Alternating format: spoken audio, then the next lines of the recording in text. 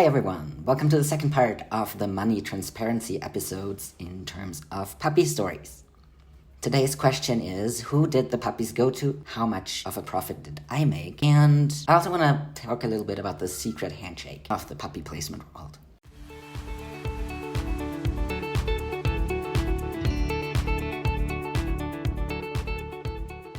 I didn't make a profit because I didn't sell the puppies. It's messed up to put a price tag on lives.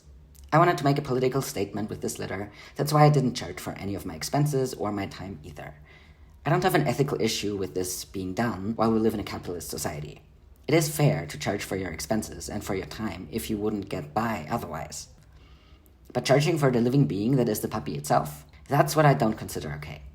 Had I put a price tag on my expenses and or my time spent socializing and working with them, cleaning, etc., the lines would have become blurred quickly. People would have said this puppy was X amount of money, and that's what I wanted to avoid. I originally thought I'd have to charge for one part of my expenses, the double rent, the house I rented for the puppy's second month of life. That's because I can't afford a second rent in addition to my apartment. The rest I could cover with my savings, the part that would otherwise have financed my yearly visit to Europe. Something awesome happened though. Someone in my mutual aid network covered my second rent, simply because they could and thought what I was doing was cool. So I was able to not pass that rent down to the puppy's future homes. I told the future homes that if they wanted to quote-unquote give something, they could pay into that same pot of mutual aid my community has, or they could buy a game, a bag of food. I went into this without expectations, but it was interesting to observe what people would do under the circumstances. If I detract what I spent on delivering the puppies to those who couldn't pick them up, and the toys every puppy got, and the price of the bag one of the puppies got, and various little things I gave folks who I knew might need them, such as parasite spray, a Furminator brush, a leash, I got, if I'm calculating generously, on average $50 each for the 4 puppies who didn't go to the sire. Failing at capitalism is great.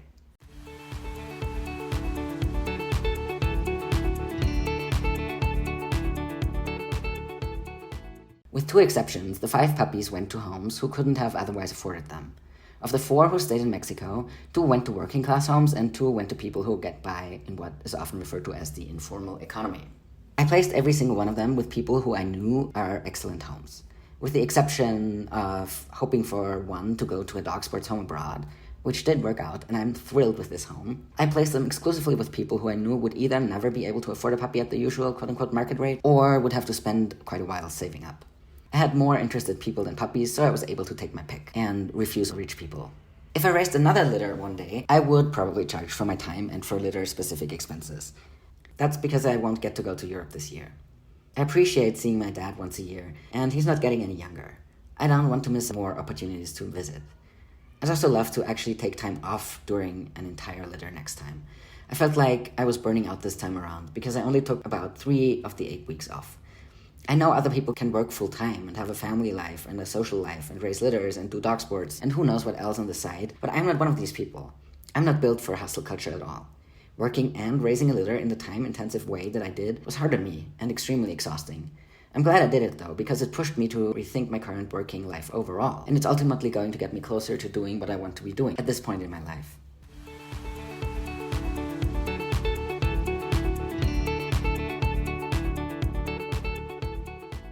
I didn't have puppy contracts. If someone had wanted one, I would have agreed to sign a simple transfer of ownership. I know some people have contracts that stipulate what the dog should eat and how they should or shouldn't be vaccinated, whether and when they should or shouldn't be neutered, permission to breed or not, and responsibility to return the dog to the breeder rather than rehome as you see fit should that become necessary. I don't know how this works in other countries, but I know that in Austria you couldn't enforce any of this. I know because I looked into it in the context of a rehoming organization and its contracts there once. Because of the way the law works, in Austria anyways, this would be like selling your car and putting in a contract that you may only use that Super Plus gas for it, and that if you ever want to sell it, the original owner has the first right for the car. And also, you may not lend it to anyone. That's clearly ridiculous. You should have kept the car if you don't trust anyone else with it. Puppy contracts with stipulations like this seem equally crazy to me. Because the only dog-related contract I would voluntarily sign myself is a simple transfer of ownership. I didn't have contracts at all. For me, if I buy a puppy, a breeder who has all this stuff in their contract is a red flag. I'm aware others see this as a green flag. To each their own. If I believed I needed a contract to quote-unquote keep my puppies safe, I would not have had this litter. I don't trust a piece of paper to protect anyone. People break contracts all the time. If I thought this little about my fellow human beings and their reliability in terms of keeping a puppy alive and giving them a good life, I'd have no business placing puppies with them at all. I trust my gut when it comes to people, and over the course of my life, I can only think of 3 people I gravely misjudged. I'm 38 now. That's less than 1 person in 10 years. I want to meet people in person and get to know them a little, and then I'm pretty sure I'll know if they'd provide a good home for a puppy. I'm happy to report that I'm extremely happy with all the puppy homes.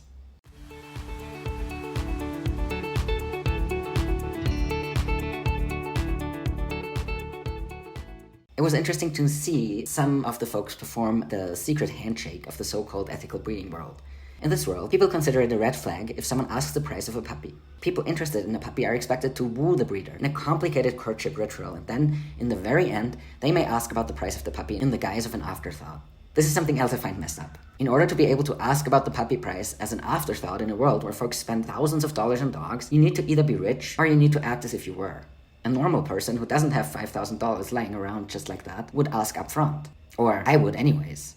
If there is no way for me to afford the dog, why would I woo the breeder at all? Why would I allow myself to fall in love with the puppies only to then have to walk away because I will never be able to afford them? This seems super backwards to me.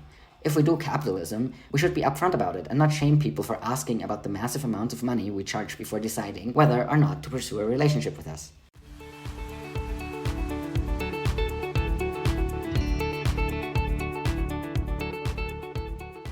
That's it for my rant today. This litter is the biggest political statement I have made in my tiny slice of the dog world so far, and I'm glad that I did. I'm also excited that I finally found a way to connect capitalism and dogs as one of the mostly invisible through lines of this podcast. I hope to be talking about this some more with a few interview partners in the course of the next couple of months, both in the context of breeding and in the context of the very white cis global north dog world, which is absolutely caused by the priciness not only of dogs, but of education and resources related to them. Both education and resources and dogs from so-called ethical breeders are gatekeeping white cis upper middle class and upper class dog society because it's mostly white cis upper middle and upper class people who can afford all of this. On this note, I'm off for today. If you'd like to support my podcasting, blogging, and YouTubing, I hope I'll get around to some more YouTubing soon, and want to help me create more free resources, head over to adventuredogsanarchy.com/support. If you check the box that says, make this a monthly donation, you'll be extra helpful because this allows me to plan ahead. Just as helpful, and our plus for me, is leaving me a review on Apple Podcasts. Happy training!